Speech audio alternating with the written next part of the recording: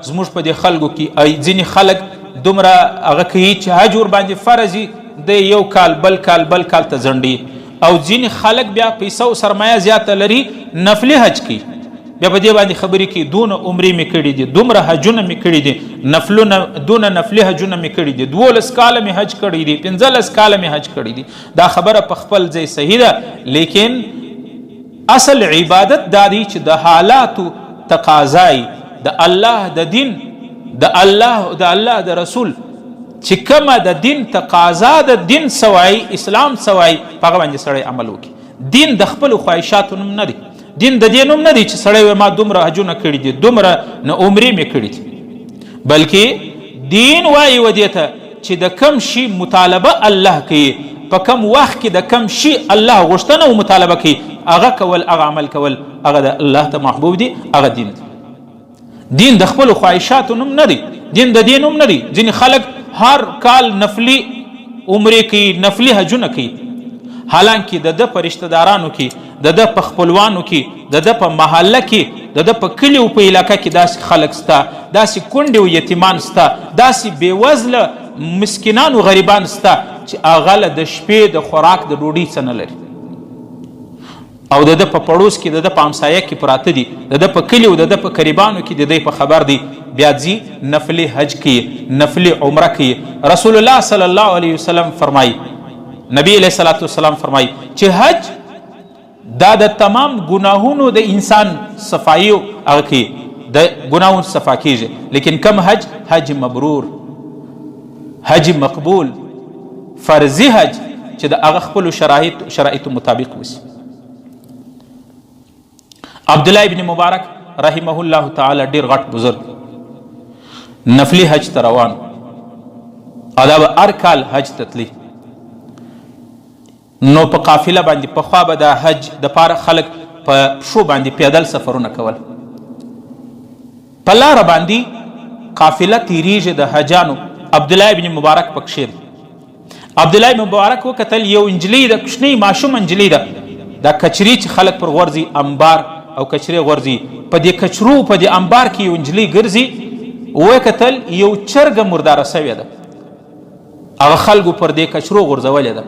انجلۍ چې ولیده ژر ژر هغه چرګه راواخیستله، په منډه روانه سو کور کلي خپل کور ته. عبدالله ابن مبارک ډېر اریان سو چې مرداره سوې چرګه چې پر کچره او پر انبار باندې خلک غورځي، او دا انجلۍ دونه ورته خوشحاله ده. بیا نږدې ورغلی د هغه کور ته چې په کم کور د انجلۍ ننوتله، هلته ورغلی یو نارینه راووتی، هغه ته وویله چې دا یو انجلۍ دلته ما لیدله، د کچرې سه دا مرداره سوې چرګه کور ته په منډه ویوړه، خیر دی څه کیسه ده؟ وایي هغه ورته وویله چې زموږ په کور کې دا یتیمان دي، د دوی په کور کې د 100 هفتو څه غوښې نه دي پخ سوي،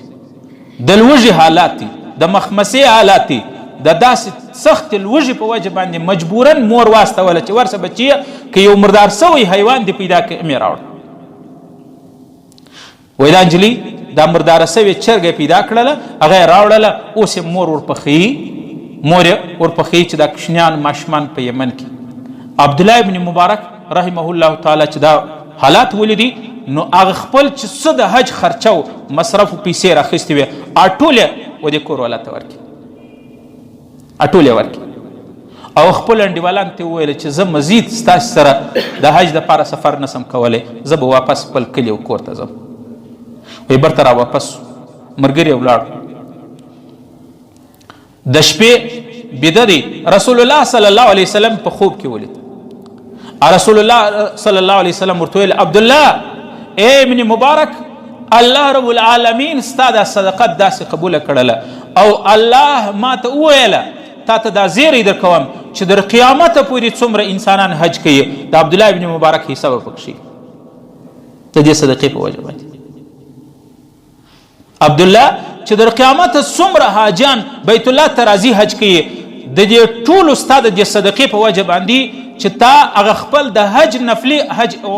اراده دې پرېښوله، د یو غریب دستګیري او مدد یې وکړي، هغه خپل د حج پیسې دي هغه غریبانو ته ورکړي، هغه تنګ دستانو او یتیمانو ته ورکړي، تر قیامته چې حاجیان حج کوي عبدالله ستا به حصه پکښې.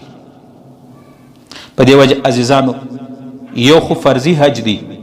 فرضي حج هغه په هر صورت کې ادا کول فرض، یو نفلي حج دی. ما وویل چې دا زموږ خلک په دې باندې ډېر فخر کوي، غرور کوي. څو حج مې کړي دي په علاقه کې، په کلي کې، په محله کې، په قریبانو کې به یتیمانې کونډانې به یي، غریبان به یي، داسې به یي چې د خپل کور د خپلو بچانو پر وړو باندې حریان یي، د هغو خرچه نسي ادا کولی او دی نفلي حجونه کوي، نفلي عمرې کوي. د دې سلاسه کې نن سبا زه خو یم حضرت استاد محترم مولانا تقي عثماني صاحب هم دا خبره کړې وله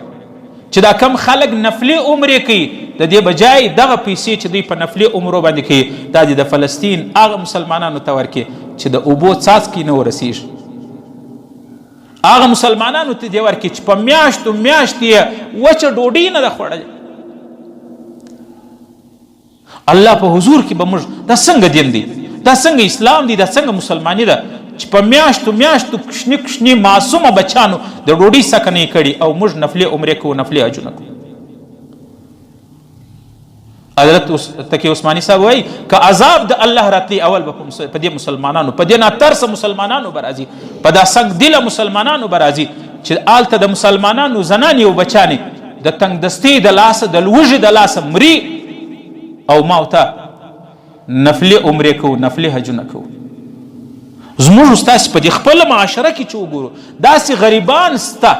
داسې مسکینان سته چې د خپلو بچانو په نفقه باندې، په خرچه باندې حریان دي. او موږ ته معلوم دی حاجي صاحب بیا روان دی حج ته، څه کیسه ده؟ حاجي صاحب حج لځي، حاجي صاحب عمرې لځي. او د الله بنده حج او عمره چیز دپاره کوي؟ د دې دپاره چې الله راضي سي، د الله رضا. دین و دې ته ویل کېږي چې د کم شي ضرورت وي، د کم شي تقاضا او مطالبه وي، په هغه باندې سړی عمل وکړي. ضرورت د دې دی چې ته د غریب خوار او د یتیم او د کونډې او د مسکین، د خپل پړوسی، د خپل همسایه، د خپل قریب او رشته دار خبرګیري وکړي. په دې وجه عزیزانو یو خو فرض حج دی، فرض حج، یو نفلي حج دی. په دې نن سبا دور کې تر نفلي حجو کولو، تر نفلي عمرې کولو د فلسطین مظلوم مسلمانانو کومک کول، دا پیسه او دا سرمایه هغه ته یا په خپلو قریبانو رشته دارانو کې، په خپلوانو کې چې کم غریبان خلک دي، کم کونډې او یتیمان دي، کم ناداره مخلوق دي چې هغه د ماښام په ډوډۍ پورې اریان دي، هغه نانو نفقه نه لري. په الله مې د قسم تر 10 حاجیانو د یو غریب خبرګیري کول، یو غریب وږي مړول، دا د 10 حجو څخه زیات ثواب لري. یو حدیث کې راځي، حدیث قدسی دی، نبی علیہ السلام فرمایي چې الله رب العالمین وایي زما دې په خپل جلال قسم، زما دې په خدای خپل خدایي قسم چې کم سړی یو وږي انسان ته یو ګوله ډوډۍ ورکړي، الله وایي زما دې په خپل عزت قسم چې زه به د جنت خوراک درته ورکوم.